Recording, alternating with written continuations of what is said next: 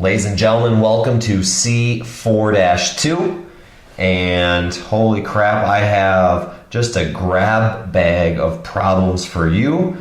And the overarching thing and kind of the most complicated thing is the mean value theorem.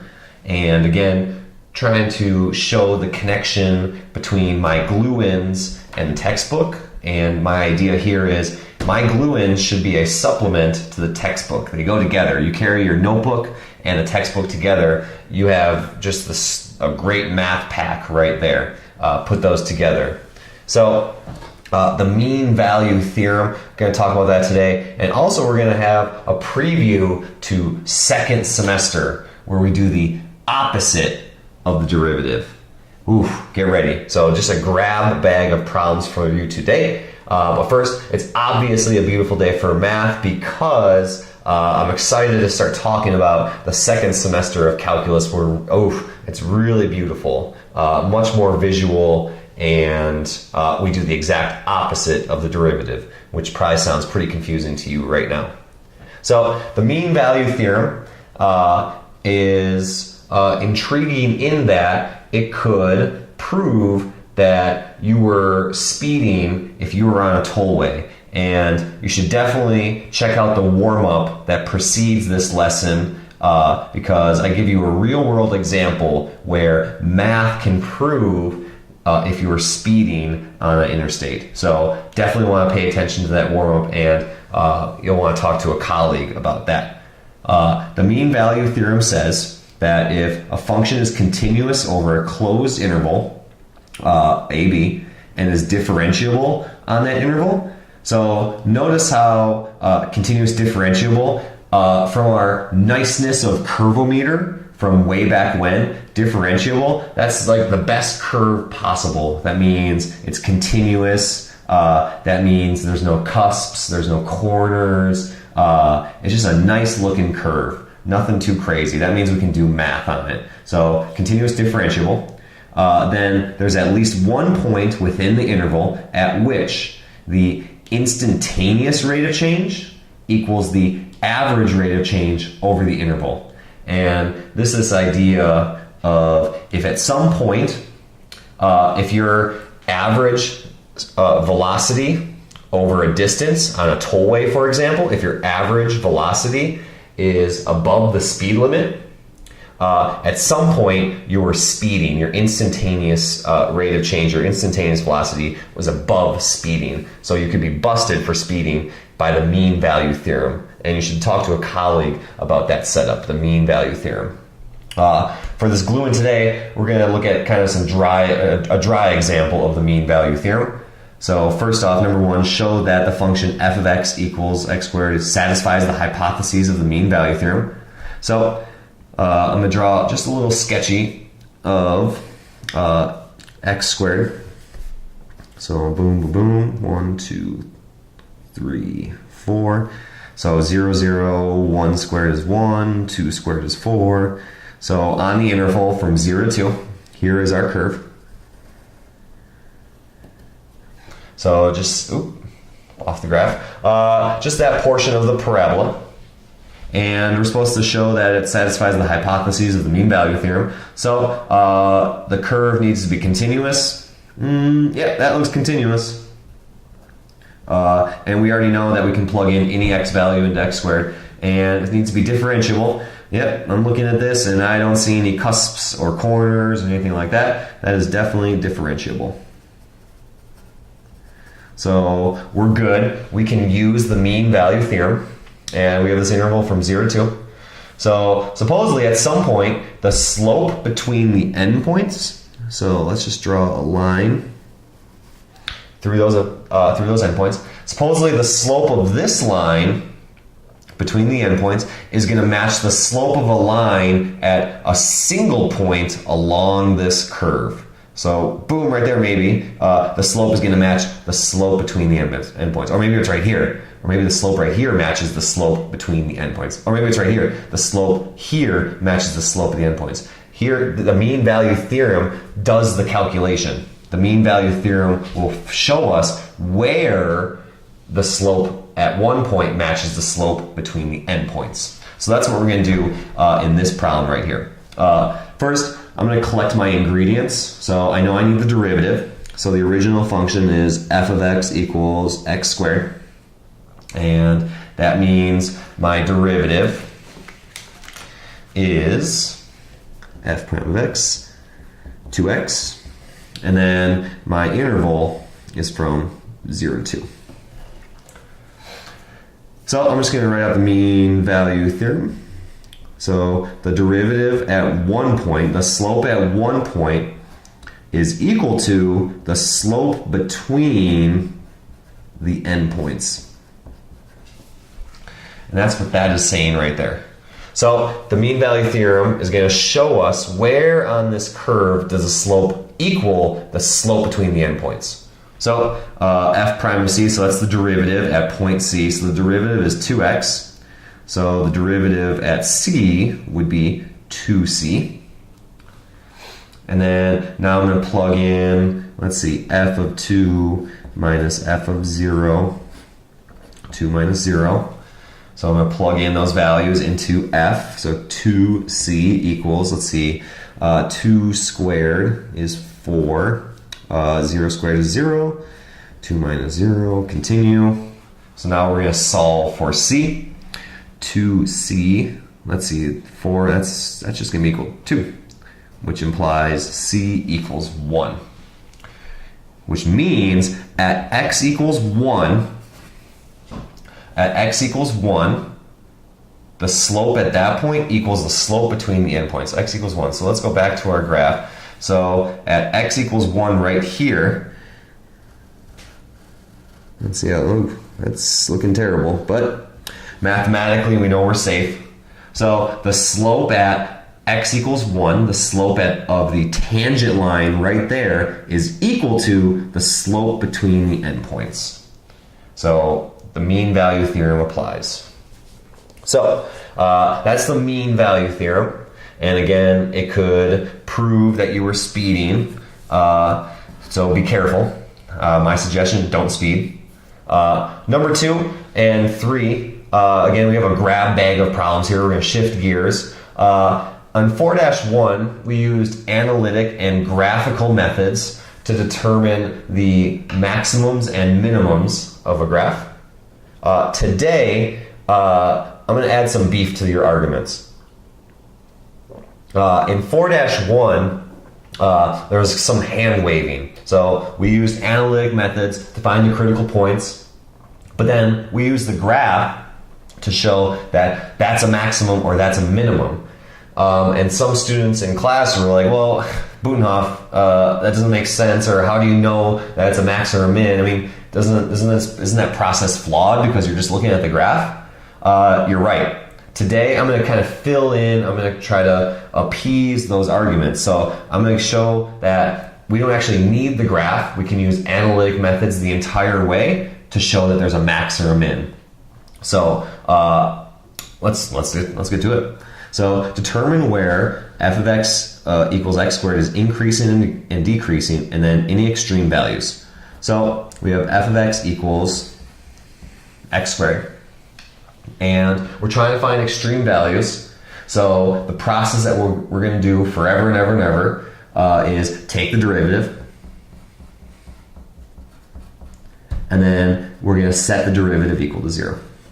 So this process, we're going to do this so many freaking times. Take the derivative and set it equal to 0. So we have 2x equals 0. So solve for x. We can simply see that we have x equals 0. Which, let's not forget what we're talking about here. We're talking about the parabola. F of x equals x squared. We're talking about the parabola. And we see here, there's a minimum here at x equals 0. There's a critical point because down here, the slope is 0. At x equals 0, the derivative equals 0. So here's a critical point at x equals 0. And we look at that graph, that's going to be the only critical point for the entire existence of this graph, y equals x squared. So what I like to do is make a number line.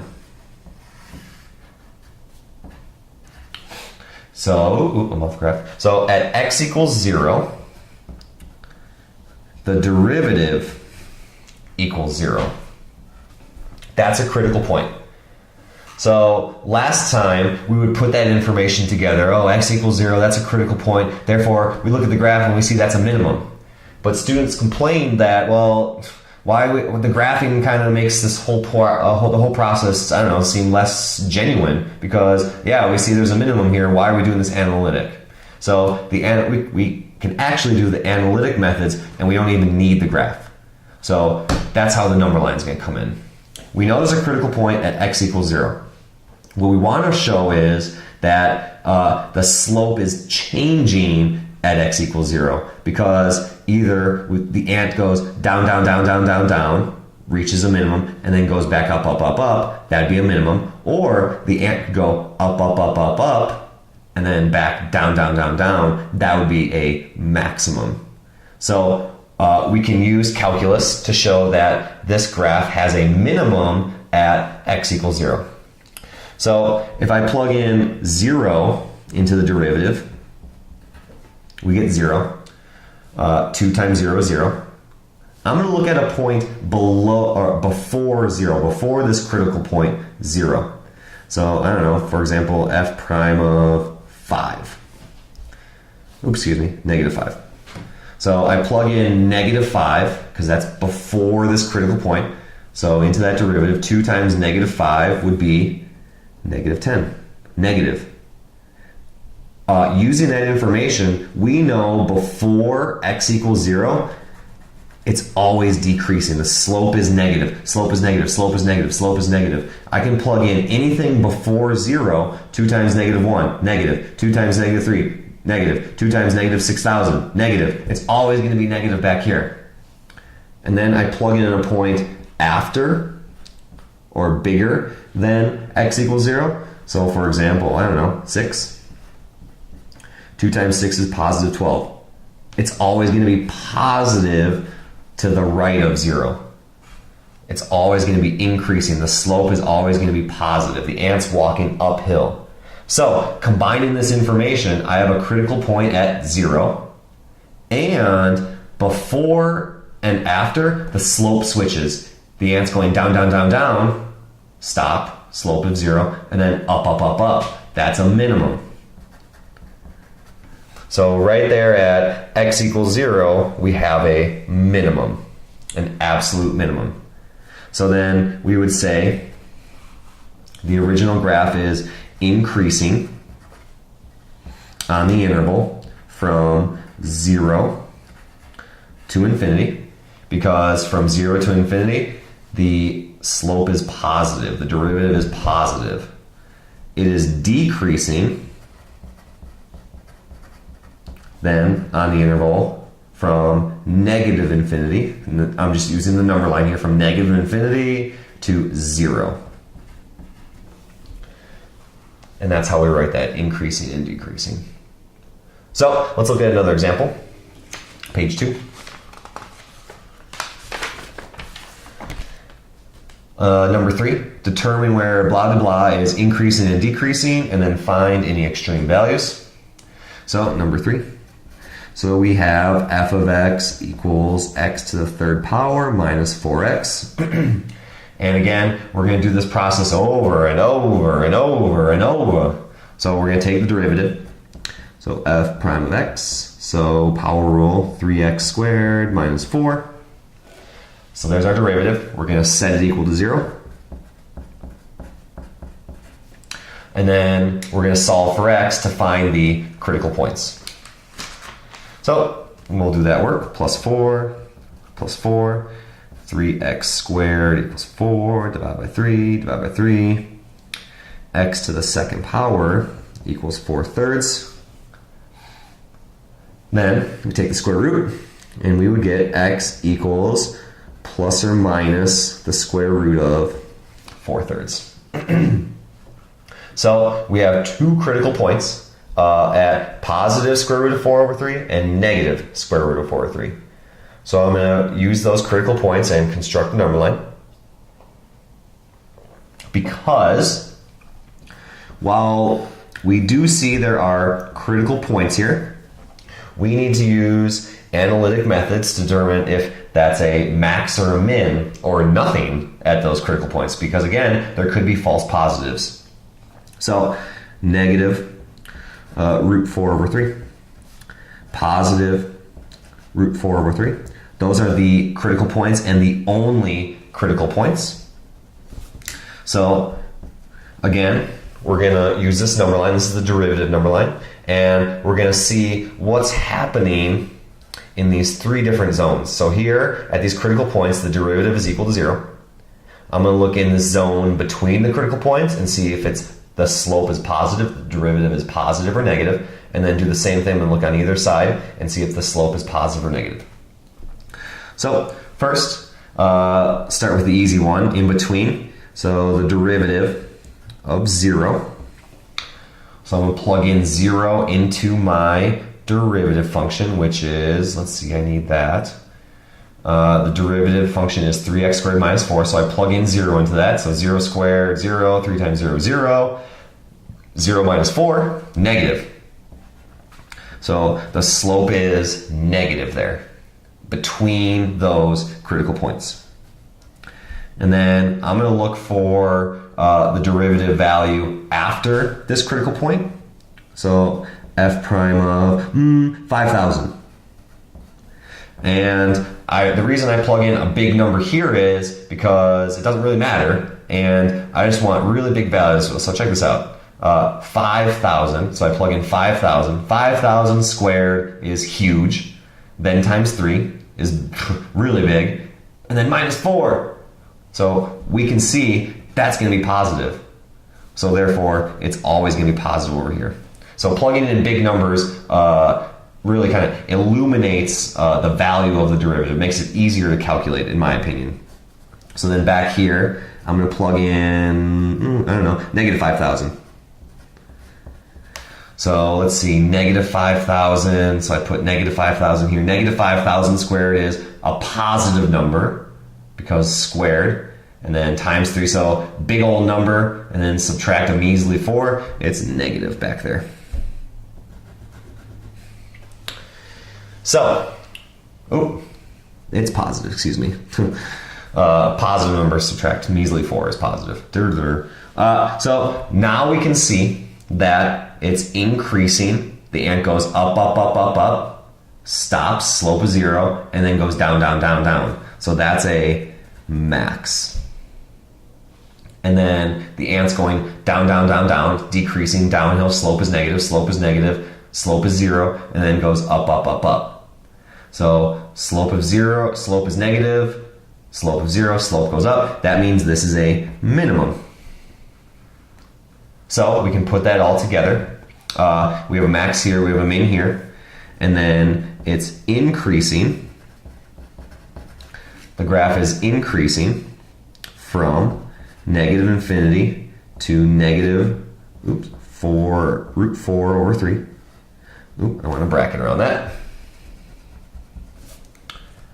So notice how we put brackets around these critical points. Union, and then negative root 4 over 3 to positive infinity. Then it is decreasing on this piece right here, on this interval, from negative root 4 over 3 to positive root 4 over 3. And we have maxes and mins, max at negative and max at a positive right there. All right, so that is where we're headed. And you'll see some problems like that in your assignment today. Then these next two problems is your preview to second semester. So number 4, find the function f of x. So let's see, find the function. We don't know the function apparently.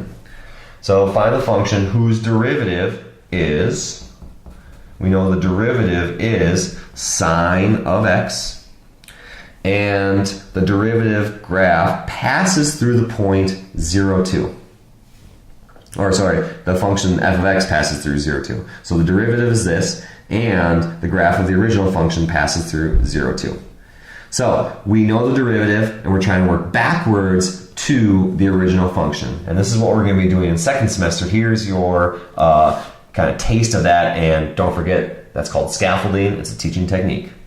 So we know the derivative is sine of x. So the original function, so if you remember back from the beginning of chapter 3, so derivative of cosine is sine. So derivative of cosine is sine, but no. The derivative of cosine is negative sine, so I need to put a negative here. So the derivative of negative cosine would be positive sine because the negatives would cancel. But then here's the kind of tricky part. So we take the derivative of negative cosine, it becomes positive sine. Back here, I can have 5.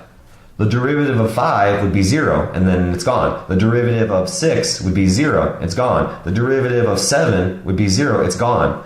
So when we work backwards to find the original function, we always have to add a plus c, because the derivative of constant equals 0. So when we're working backwards, we always have to add a plus c. So the original function is negative cosine of x plus c, but then we have to remember it passes through that point right there. So we're actually going to solve for this constant back here. So let's see, f of 0, so then we plug in 0 for cosine, excuse me, 0 for x, plus c equals 2. The x value is 0, and the y value is 2. So let's see, cosine of 0 is 1, so it's negative cosine, so it's negative 1, plus c equals 2. And then we solve for c, plus 1, c equals 3. Therefore, the original function is negative cosine of x plus 3. Boom. Oh, I am way off. What the heck? So the derivative, plug in 0 for cosine, it's 1, but it's negative cosine, so it's negative 1. And then plus c equals 2, add 1 on both sides, c equals 3. All right, one more problem of preview for next semester, page 3. So find the velocity and position functions of a freely falling body when the acceleration is 9.8 meters per second and the body is propelled downward with initial velocity of 1 meters per second. So we're trying to find the velocity and the position, and we're only given the acceleration. And the acceleration is 9.8, which I'm going to call negative because that's pulling us, the gravity is pulling us down towards the surface of the Earth, or the surface of whatever. So negative 9.8 is the acceleration, and we're supposed to find the velocity and position. And we'll remember that acceleration is the second derivative of the position, and velocity is the first derivative of the position. So we need to work backwards. We're here at the second derivative, acceleration, and we need to work backwards to the position. So working backwards, the velocity, we're trying to find the original function, but we take the derivative of that original function and we get negative 9.8. So negative 9.8, we take the derivative of negative 9.8t, that would make negative 9.8. And we always have to add a plus c, because if we take the derivative of a number, it equals 0. So let's see what we got here. We take the derivative of negative 9.8t, and then that's just like saying the derivative of 2x equals 2. So the derivative of 9.8t negative is just negative 9.8, and then we have this plus c. But we're given this information that it's propelled downward with initial velocity of 1 meter per second. So the initial velocity is negative 1. So we can solve for c here. Negative 1 equals negative 9.8 t, which is 0, plus c, which we solve for c, it gives us negative 1. So therefore, the velocity function is negative 9.8t minus 1. But we're working backwards to find the position function. So s of t. So the velocity has t. So if we work backwards, we know we're going to have a t squared, t to the second power. Because we take the derivative of that, the 2 drops down, and we're just left with the t. So we know we have to add to the exponent if we're going backwards. We subtract from the exponent if we're taking the derivative. If we're doing the opposite, we must add 1 to the exponent. So in order to make this a little less painful, we know we have the 2 here, and we know we're going to have 9.8 after we take the derivative. So we take the derivative, 2 drops down, blah, blah, blah, something happens, and we get 9.8 negative. So I'm going to put the 9.8 there. So I'm going to put a parentheses there because I need something to cancel with the 2 that's inevitably going to drop down. 2 times something is going to cancel, but then I get 9.8, negative 9.8. And hopefully you're seeing that it's going to be 1/2. 2 times 1/2 cancels to make 1, and then the 9.8 just carries backward if we take the derivative. And then if I think about this, let's see, I need something here, and I take the derivative of it, and it equals negative 1. It has to be a negative t. The derivative of t is just 1, so negative t is negative 1. And then plus c. Because we take the derivative of a constant, it equals 0. There's nothing there. So let's see, simplify. So here's one way to think about taking the opposite of the derivative. We add something into the equation to cancel with the exponent that's inevitably going to pop down there. Here's the other way to think about it. We have negative 9.8. We want something half of that because the 2 is going to drop down. So we want half of negative 9.8, negative 4.9. 4.9 t squared minus t plus c.